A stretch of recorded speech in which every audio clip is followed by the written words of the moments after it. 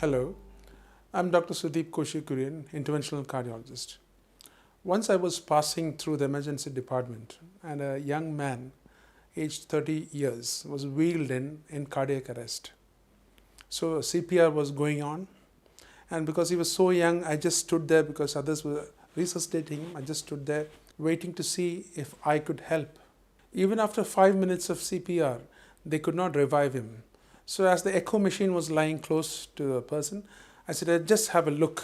Something told me just to have a look, because I also noticed on reddish colored swelling on his lower limbs. I did an echo, and in the minimum time I could, in few seconds, and I could see the right side of his heart was a little more dilated and ballooned out.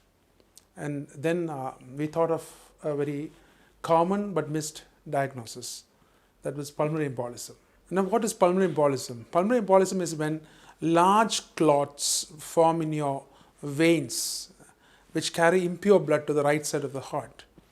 And these clots can get dislodged and then go right into the heart, right side of the heart, and then straight into the pulmonary artery and block the lungs, resulting in sudden death. So this happens because of long travel, especially air travel, and also prolonged bed rest after surgery.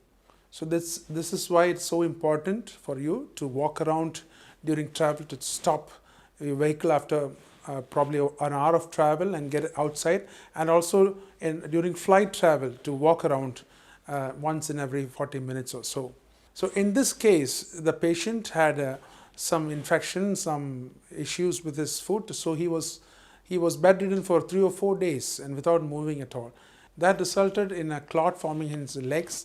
This broke away and it formed a clot, and it traveled to his pulmonary artery and blocked the lungs, something called a saddle embolism, which resulted in cardiac arrest.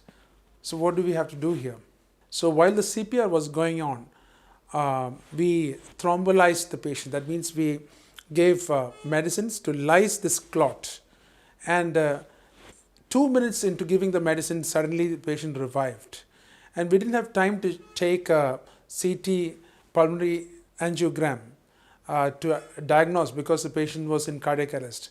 But after he was resuscitated, we did a CT pulmonary angiogram, and it turned out to be a massive embolus which had dislodged to some extent, dissolved to some extent because of our medicines. And this patient survived, and after 5 days he went back home safe. So it's so important to diagnose pulmonary embolism, especially in a patient with history of long travel or prolonged bed rest after surgery, especially ortho surgery involving immobility of the limbs, and also in patients who are having cancer. So because they are more predisposed to clot formation. So diagnosing it is very important, because unless you diagnose it, we won't be able to treat the same. And also we can have evidence of the same in the form of deep venous thrombosis in the legs. You can see sometimes swollen up legs with reddish color, which can point us towards this diagnosis.